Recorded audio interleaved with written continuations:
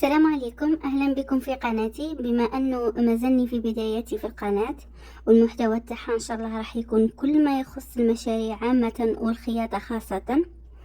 وبما أنه الخياطة يتم تعليمها في مراكز التكوين المهني بالأكثرية، قررت أنه يكون الفيديوهات الأولى تحكي على دبلومات التكوين المهني، وش لازم باش تلتحقوا بها وأنواعها.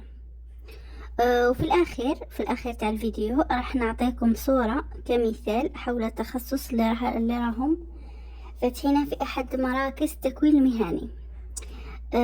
الفيديو هذا عبارة عن مقتطفات عفوية حتى ما يكونش صورة ساكنة فقط. وكما قلت لكم راح نخلي لكم صورة في الأخير كمثال. كما نعرفوا التكوين المهني يهتم بالأكثر أنه يكون المتربصين في حرفة كالخياطة، الطبخ، النحت إلى آخره، لكن هذا ما يعنيش أنه ما يوفرش تخصصات مكتبية كالمحاسبة والإعلام الآلي والأمانة إلى آخره.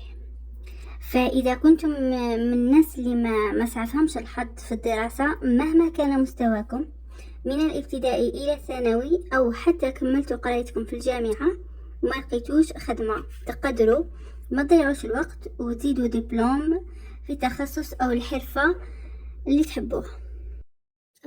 كي راح تروحوا تسجلوا، يعني راح تروحوا تسجلوا في المركز أو معهد تكوين مهني. جينيرالمون ما راهمش يسجلوا على مستوى المعهد ولا المركز، راهم يسجلوا اونلاين. كاين موقع يخص مركز تكوين مهني، تدخل تحط الولاية تاعك وما يعطوك تخصصات اللي راهم مفتوحين، وكل تخصص على اي مركز راهم مفتوح. تفهمنا؟ بعد ما تسجل اونلاين تم تعاود تعدل الملف تاعك وتروح تسجل على مستوى المعهد او مركز. كي راح تدخلوا بغض النظر راح تلقاو بزاف تاع التخصصات، مي اون بليس راح تلقاو انواع تاع الدبلومات. يعني هذا موضوع تاع الفيديو تاعنا. راح تلقاو هاد الانواع الفرق بيناتهم يكمن في درجة الدبلوم ومدة تكوينه، يعني من اصغر مدة لاطول مدة. اصغر مدة راح تكون 3 أشهر، وفي بعض التخصصات 6 أشهر للشهادة تأهيلية، او نوع شهادة اسمها التأهيل المهني. جينيرالمون تقراو 4 ساعات في الأسبوع، إما في يوم واحد كالسبت مثلا، أو تقراو يومين على شكل 2 ساعات يوميا، يعني يومين في كل نهار تقراو 2 ساعات. أوكي. عموما تكون هاد الشهادة للمرأة الماكثة في البيت، لا تتطلب مستوى، وأيضا ممكن يديروها الجامعيين مع المزامنة مع دروسهم، يعني ما يستدعوش أنه يكونوا كملوا قرايتهم باش يدرسوها. وتكون في إعلان تكوين تحت اسم الدروس المسائية les cours du soir. ثانيا شهادة الكفاءة المهنية مدتها 1 سنة واحدة. غالبا يطلبوا المستوى المتوسط، يعني نحبسوا في المتوسط. تكون إما حضوريا أو عن طريق التمهين. نفتحوا قوس هنا، النمط الحضوري يعني كما في الكول تقراو من 8 الصباح حتى 4 العشية. وعن طريق التمهين في الكفاءة المهنية تقراو يوم واحد فقط في المركز، والباقي تتمهنوا عند صاحب الورشة أو صاحب هذاك الدومين، سواء حلاقة سواء خياطة سواء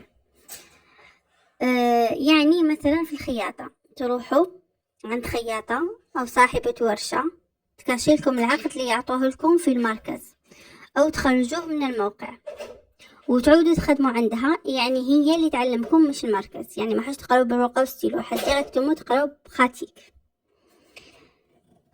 نجو للنوع الثالث، هو شهادة التحكم المهني. هو نفس الشيء بالنسبة للكفاءة المهنية، ولكن زيد عليها ب6 أشهر، يعني تقراو عام وتزيدوا 6 أشهر. هذيك 6 أشهر هي تفوت ستاج أي مؤسسة في الدومين اللي تكونوا فيه. وفي الأخير تخدموا رابور دو ستاج وليس امتحانات، يعني كي تكملوا العام ديروا امتحانات، من بعد كي تكملوا ستاج ديروا رابور دو ستاج وتخرجوا. رابعا شهادة تقني، هذه شهادة أعلى من اللي قبلها، مدتها 2 وعندها وبعدها يجي آخر نوع، يعني آخر نوع من الشهادات، وهو التقني السامي. هو أعلى دبلوم يمكن يمده مركز تكوين مهني، وفي الغالب يتواجد على مستوى المعاهد، على مستوى معاهد تكوين مهني، يعني معهد وليس مركز. مدته 2.5 سنين.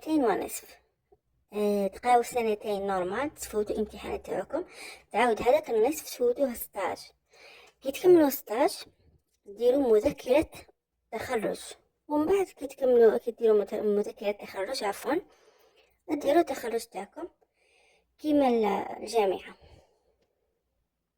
فيما يخص التسجيلات راهم ديجا مفتوحين ويكملوا في 27 سبتمبر، والدخول الرسمي راح يكون في 5 أكتوبر. يعني وجدوا ملفاتكم وتقدموا للمركز اللي فيه التخصص اللي حابينه، لأنه يمشوا حسب المقاعد الشاغرة. يعني هذا التخصص فيه 40 مقعد، كي ينسكروا 40 واحد ماكسيموم 45 الاحتياط ويبلعوا، ما يزيدوش يرفدوا.